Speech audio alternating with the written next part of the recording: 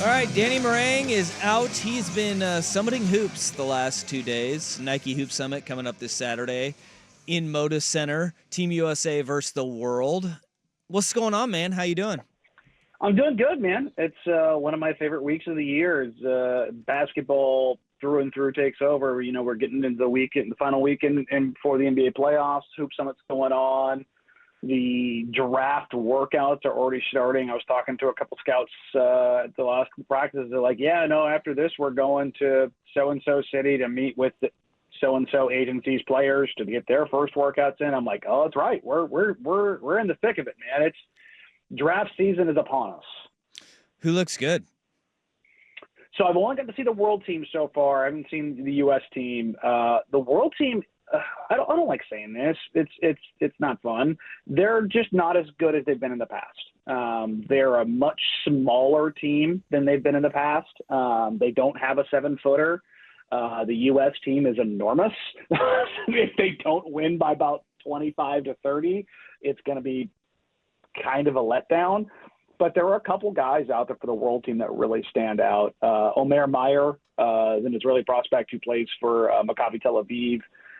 He's 2 months older than Cooper Flagg. He looks like a grown man, very strong, very high IQ, feel kind of point guard, very good shooter.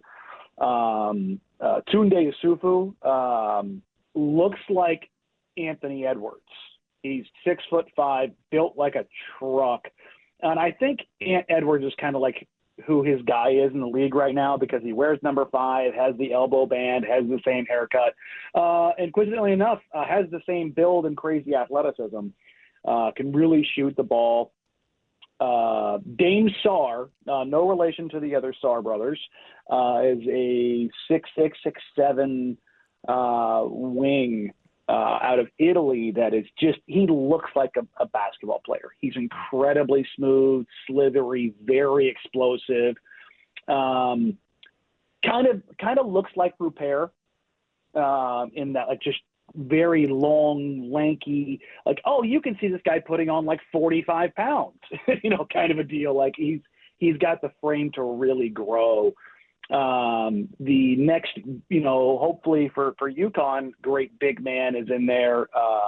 Eric Rebe is just a shade under 7 foot. I was talking to Don McClingan about him, and UConn's very excited to get him. And I was talking to a few folks there that Rebe's been getting a lot of threes up over the last couple of days, and the UConn coaches are jokingly saying, "Yeah, get them all out there because you're not taking them here." So.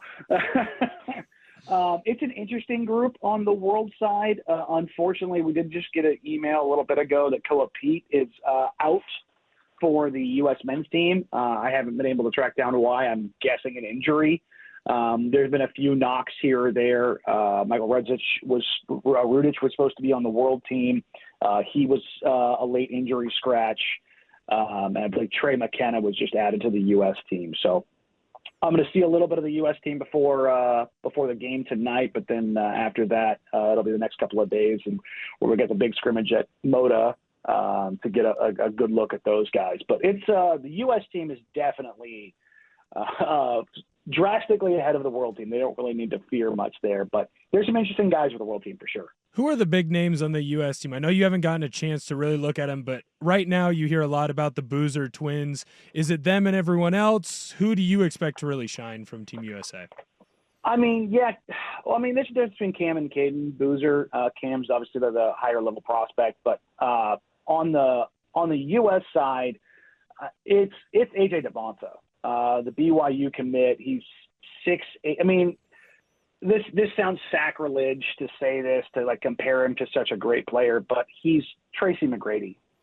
Like that's what he kind of profiles as. He's an insane athlete, unreal body control, can just do stuff and can access stuff that other guys just can't. He has a physical profile that just allows him to do things that nobody else can really do.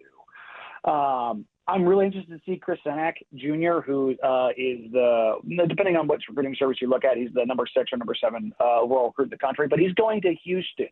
So Kelvin Sampson is not only getting his tough culture guys, but he's getting a top 10 recruit. Houston, I believe, has the number 2 class in the country. So Kelvin Sampson's going to go from having like anywhere between like the 30th and 50th best class in the country to having a top 5 class. And when he starts adding talent to that culture base, it's going to be really interesting to see how that shakes out. But I do want to see Cam Boozer in person. Just talking to people about him and the tape that I've watched on him, he's so good that he's boring. And it's very interesting. Like, it's the complete opposite of AJ Devonta. Like, when you watch Devonta play, your eyes are just drawn to him. He's so spectacular. Cam Boozer is just this monster, an incredibly good player, but it's just like he has this level of domination that it's like it's one of those things where I don't question it, but because he's playing high, like the highest level competition you can in high school.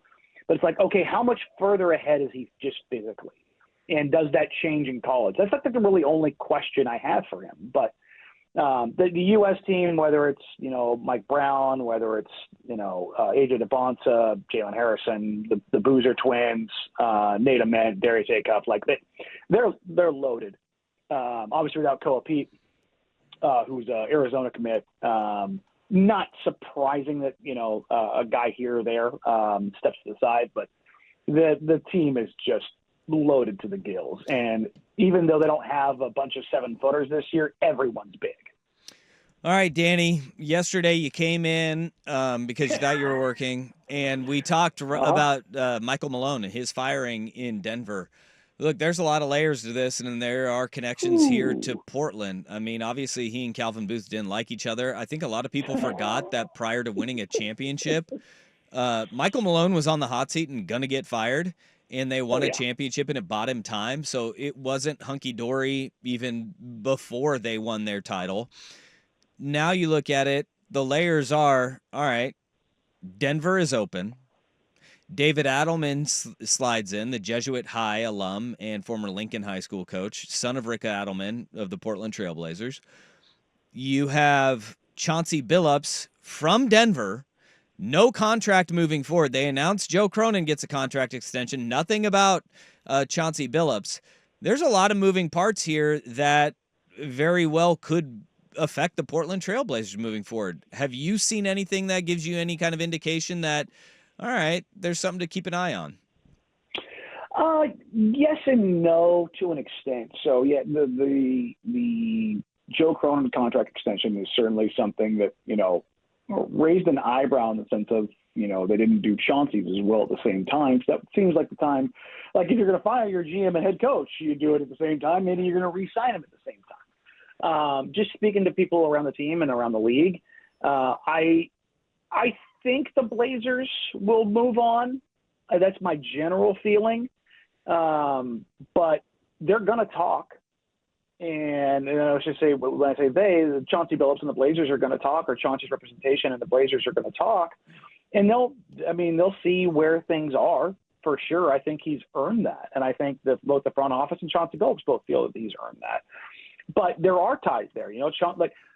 Let's say Joe Cronin doesn't get his extension earlier this weekend, and neither does Chauncey, and Denver fires both of them. I mean, you could see either or both. They're both from Denver. Like they both have ties there. I mean, Chauncey obviously played for the organization after playing at Colorado. So that's an interesting part of this. And then you have David Adelman. Adelman's a guy I've heard on a short list. As it pertains to the Trailblazers. It's actually interesting. Two of the hotter assistant coaches that were going to probably be on the market this summer were David Adelman and Tuama Cicelo from the Memphis Grizzlies. And both have been elevated to head coaching roles. And I think that played a part in both those organizations' decisions, was like, hey, we should probably really get a firm look at this guy before they go hit the market and kind of get a right of first refusal. So I think that plays into it for Portland. But there's a lot of noise and rumors and whatever you want to call it coming out of Phoenix about the Suns being very interested in Chauncey Billups. So it's really interested like, if you had told me this a year ago, I would have been like, I don't believe you. But considering the way the season has gone, the way the players have bought in, the way the culture has started to establish, the way the guys have developed. And like, if you're at this point where you're sitting here saying so-and-so hasn't developed, like, you're just looking for a reason to not like Chauncey Billups. Like that's fine. It's No whatever. doubt. But everyone has developed, and I mean, even guys who have been unhappy at certain points in time. I mean, neither Shaden nor Scoot are happy about being benched. Tumani wasn't happy about being benched, but like, in the long run, they've all come to understand that it was beneficial for them. It's, that just talking to the veterans on the team, like, yeah, we all kind of gone through like some of this. Unless you're like a day one star like Dame, most guys go through some version of this. Like, this is just what happens. So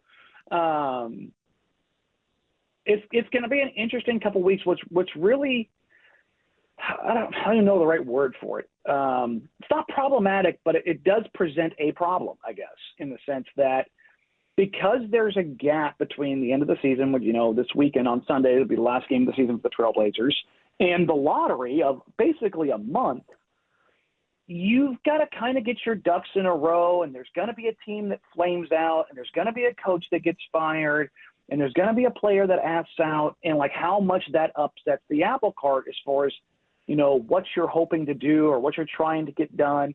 And then you're just trying to fit all of these pieces together. And the problem is you might be working with puzzle pieces from 3 separate puzzles. You know what I mean? It's not all out of the same box. And you have to kind of scramble in that month. And we're like, well, you just hire the coach. I'm like, no, I don't think you just hire the coach. I think you take your time and you do your due diligence, unless you're going to retain Chauncey Billups, and see who's out there. And I know a lot of Blazers fans are like, oh, just hire Mike Malone. I'm like, I love Mike Malone as a coach. I want him nowhere near this team. I don't think that this team – Mike Malone is not a give a young team to a coach guy. Yeah. Mike Malone is a give me the – like that was part of – not in part of the problem. It was a major problem between Calvin Booth and Michael Malone. It was a personnel issue. It was also a personal issue. They didn't like each other at all. Like, I've talked to a few people that told me they hadn't talked in a month. Yeah. So, look, Michael Malone, great coach, definitely a hothead. I can sympathize. I get it. I don't know if that's the exact coach you want for this team right now. If you're talking about in 4 or 5 years, you could probably convince me of that. But there's so many more opportunities that are on the table now, and that's both good and daunting because there is more on the table now. Yep. All right, final road game of the season tonight. The Blazers take on the Utah Jazz down in Salt Lake City. Blazers going to win that one. You will be on the Rip City Wrap-Up tonight over on K2.2. So enjoy summiting hoops, and we will talk to you tomorrow when you're going to be back. Yes, and we'll talk about what I'm now calling the final suck-off of 2025. Whoa. All right. Danny Marang, everybody. All right, there's the Marang-a-tang.